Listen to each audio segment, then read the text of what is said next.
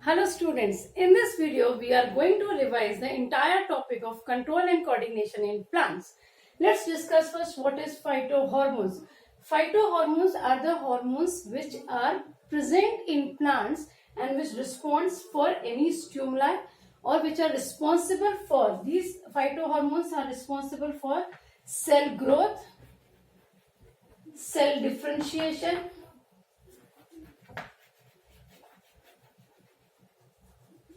any kind of metabolic reaction,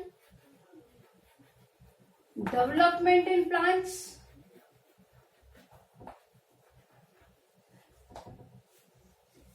right? Now there are two kind of phytohormones. One is growth promoters and one is growth inhibitors. Growth promoters are the hormones which promote the growth, and growth inhibitors are the hormones which suppress the growth. So we will discuss through a table that there are growth hormones. Okay, they are of two types. One is growth promoters and one is growth inhibitors. In total there are 5 plant hormones. 3 are growth promoters: auxin, cytokinin,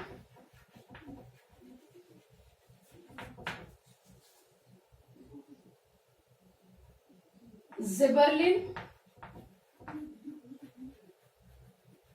and there are 2 growth inhibitors: abscisic acid ABA and ethylene.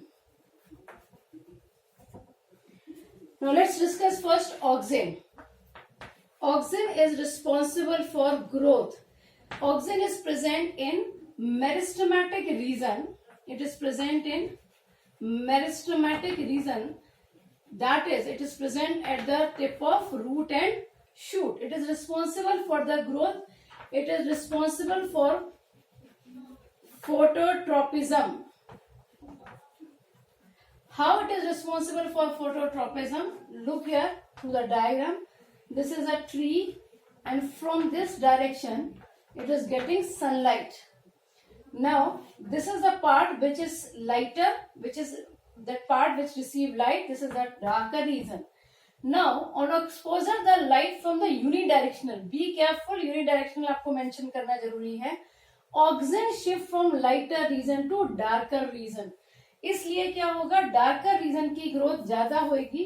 ये यहां से यहां shift हुआ तो, and the plant bend towards the light. This is because of auxin.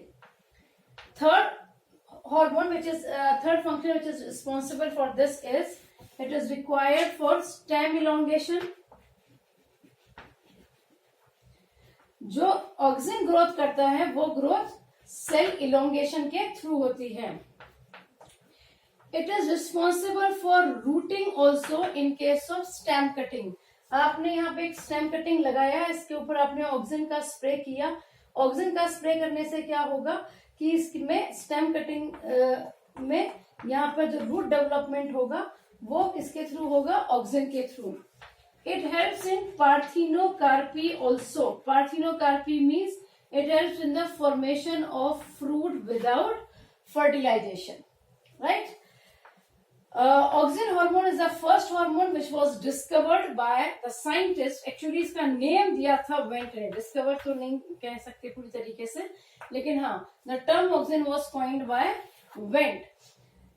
सबसे common auxin जो naturally occurring auxin है वो है आपका IAA. इसकी फुल फॉर्म बहुत इंपॉर्टेंट है, indole 3 acetic acid. Indole 3 acetic acid. Beside that there is one more function. Auxin acts as a weedicide also. Weedicide का मतलब it is used to kill weeds. Now come on the cytokinin. Cytokinin जैसा नाम है वैसा ही clear है कि it is responsible for sale division. So cytokinin is also responsible for growth, but it will help in presence of auxin only. ये cell division के through cell growth में help करेगा, जबकि ऑक्सिन जो है वो सेल इलोंगेशन में ही help कर रहा था. इसके अलावा it is responsible, it delay ageing process in plant, it delay senescence. Senescence का डेफिनेशन बहुत इंपॉर्टेंट है. What is senescence? Senescence is ageing in plants. Number 3, in case of dormancy it breaks the dormancy. Dormancy break करता है. देखो, यदि growth करना है, division करना है, तो डोरमेंसी को ब्रेक करना ही पड़ेगा. डोरमेंसी ब्रेक का मतलब सीड की जर्मिनेशन से पहले सीड की डोरमेंसी ब्रेक करेगा, ताकि सीड वाटर को एब्जॉर्ब करके जर्मिनेट हो सके. So these are the basic function of cytokinin. Beside that, it also helps in parthenocarpy.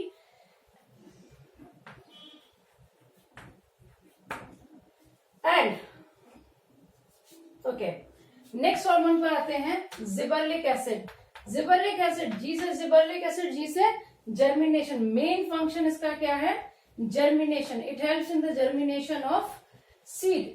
ये सीड की जर्मिनेशन को करेगा. अब सीड की जर्मिनेशन करेगा तो इसका मतलब ये हुआ कि ये सीड डोरमेंसी को ब्रेक करेगा. So yes, it break seed dormancy also.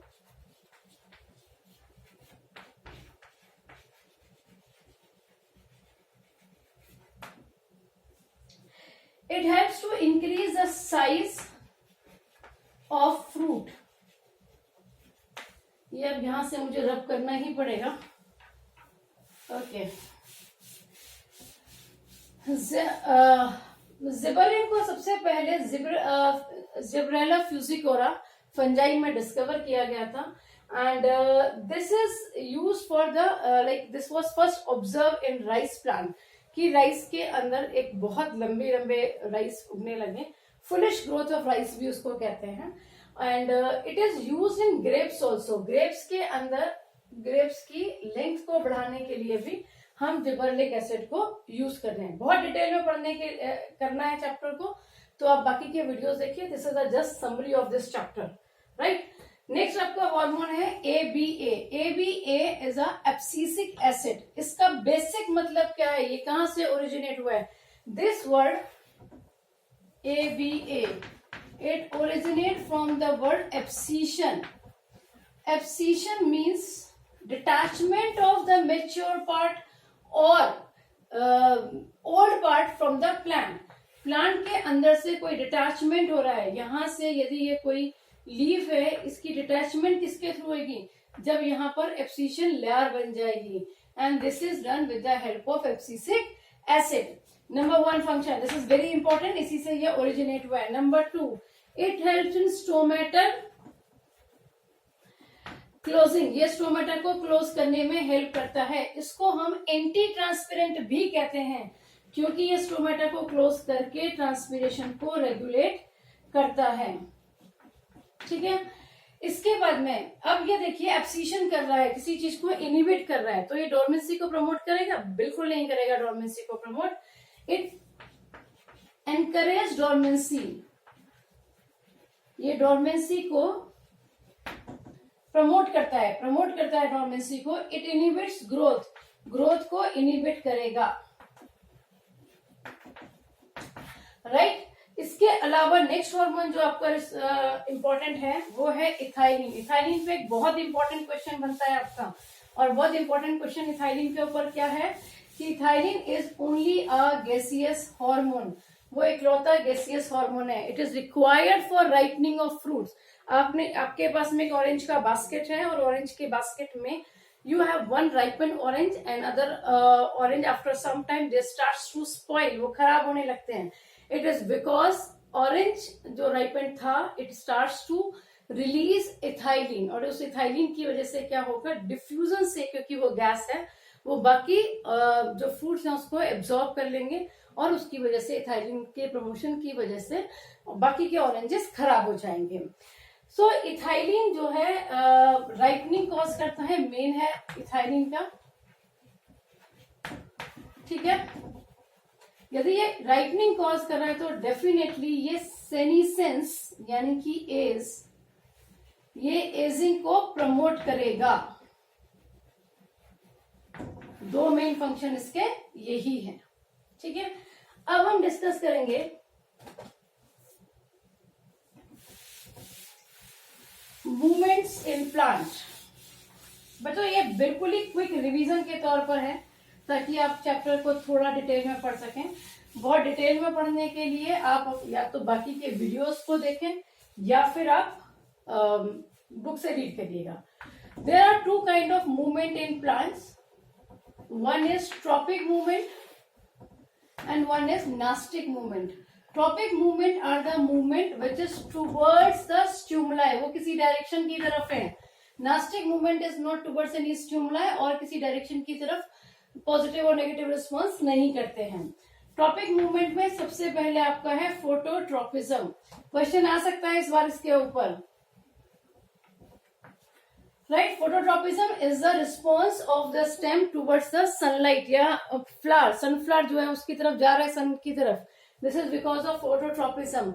इसके लिए कौन सा हार्मोन रिस्पॉन्सिबल है? Auxin is responsible. शूट जो है वो पॉजिटिव फोटोट्रॉपिक होती है और रूट जो है वो नेगेटिव फोटोट्रॉपिक होती है। Second is geotropism, response of plant parts towards the gravity that is soil, और रूट पॉजिटिव जियोट्रॉपिक होती है। थर्ड इज हाइड्रोट्रॉपिज्म, रूट ही हाइड्रोट्रॉपिज्म शो करती है, यानी कि जिस डायरेक्शन में पानी आ रहा है उस डायरेक्शन में रूट मुड़ जाती है, that is a hydrotropism. Last year question था जियोट्रॉपिज्म और हाइड्रोट्रॉपिज्म दोनों दिखा रखे थे एक डायग्राम के अंदर, एंड देन दे आस्क्ड कि out of these two which is most effective या which is most prominent, then hydrotropism is most prominent. पहले रूट वो डिसाइड करेगी कि पानी कहां से आ रहा है, डेफिनेटली वो नीचे की तरफ जाएगी, ठीक है। The fourth one is chemotropism, इस पर भी क्वेश्चन इस बार आ सकता है। कीमोट्रॉपिज्म हमने किया हुआ है, जैसे ये आपका स्टिग्मा है, ये स्टाइल है जो पोलन ग्रेन की पोलन ट्यूब ओव्यूल की तरफ जाती है। It is because of the chemical present in ovule, right. The last is thigmotropism. Thigmotropism is the response towards the touch. ये किसकी तरफ रिस्पॉन्स है? Towards touch. जैसे आप ये देखिए आपकी टेंड्रिल होती है, ये किसी ब्रांच की तरफ मुड़ जाती हैं, उसको हम कह सकते हैं क्लाइंबर्स के केस में थिग्मोट्रॉपिज्म होता है, राइट। नास्टिक मूवमेंट में हम करेंगे nastic movement in mimosa pudica. Mimosa pudica एक छुईमुई का प्लांट है या टच मी नॉट प्लांट है। क्या होता है जरा समझें, ये लीफ है, when we touch from here, water content present on the margin of the leaf move towards the center and plant lose turgidity। ये दोनों तरफ से इंपॉर्टेंट है क्वेश्चन बच्चों। plant lose turgidity and because of this all the water content going in the center, and when you remove your hand then this water will come in the original position, अपनी original position पर आ जाएगा, and the leaf will come in the original position. So this movement is known as nastic movement. This is a rough idea or this is a quick revision of this chapter. Scientist इसमें एक तो आप ये याद करिएगा, name the scientist who coined the word hormone. It is Strasburger, Baylis Strasburger, and the term auxin was coined by Wendt. These two questions are important in terms of scientist. Thank you.